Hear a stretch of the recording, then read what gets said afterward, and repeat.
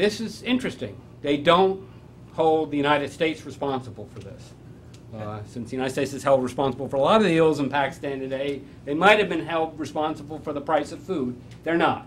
But the Pakistani government is. You see, most people hold the Pakistani government responsible, and the trader and flour mill owners come in second place. American and Western agricultural policies are not held responsible by a very large percentage, nor we gave them the chance to talk about India. People didn't bite on that. Are these views of the United States immutable? No, they're not. What policies, we asked, there's a long series, I've just highlighted several in the slides, but we asked a whole bunch of questions. What would improve your opinion of the United States? And you can see for most Pakistanis, including those who say they support bin Laden, American disaster relief, medical aid, support for school construction, teacher training, free trade, visas to come to the United States, educational scholarships, there's more, are there. And I urge you to consult the full poll results.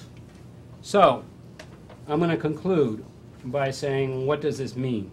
Well, my biggest conclusion is that leave it to Nick Schmidl and Peter Bergen to tell you what it means, and I can just sit down.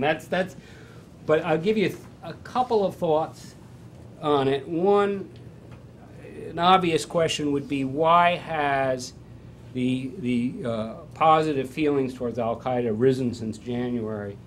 I'm not sure that I know completely. I would say this, that I think to large degree some of the feelings about this are reflective of the level of violence that's occurring in the country.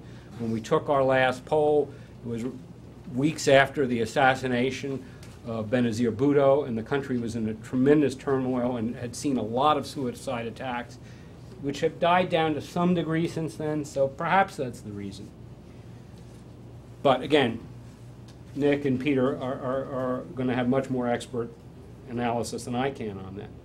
But I will want to say something. This poll and other polls we've done and other people have done and other data that's been collected should finally put to rest three persistent myths that irk me, that I keep seeing repeated over and over again in the presidential debate, in columns of newspapers, on cable news, no, not on CNN, but on cable news.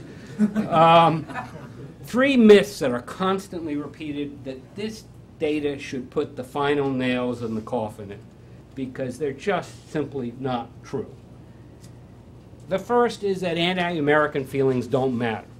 That somehow in dealing with extremism and terrorism around the world, anti-American feelings are insignificant, they can be overlooked, it's not really important. Well, we saw in these numbers pretty clearly that the prime driver for people thinking well of Al-Qaeda, that's driving the popular support for bin Laden, Al-Qaeda, is anti-American feelings. That is the bottom line. Whether you like it or not, who would like it? But it happens to be supported by the data. And why does it matter? We have a democratically elected government in Pakistan right now. They have to be sensitive to public opinion, just like our government is sensitive to public opinion. We constrict their space to operate when the United States is viewed as as the prime motivator for people supporting the extremism. So it matters a great deal what people think of the United States, and it's time we bury that myth. Myth number two, anti-American views are intractable. No matter what we do, we can't change them. Well, I think you saw by that last series of slides, even for people who are bin Laden supporters, they willingly say that with new American policies, they would change their point of view. Not only is that a poll result, but we saw after the earthquake in Pakistan a demonstration of that, and we have the data that backs that up.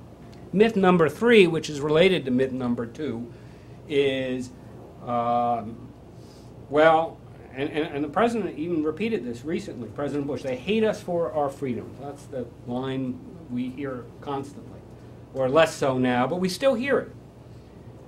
It's just manifestly untrue. The top priorities that Pakistanis pick for their government, the very top priority is an independent judiciary. That's the #1 priority. Even above the economy, even with those flour prices that people are upset about, they pick independent judiciary, #1. #2, close behind, is economy. 3, free elections, free press. They want democracy very deeply. So obviously they, quote, don't hate us for our values. That's just ridiculous. Because the people who, the priorities that Pakistanis are picking share a similar set of values to what the United States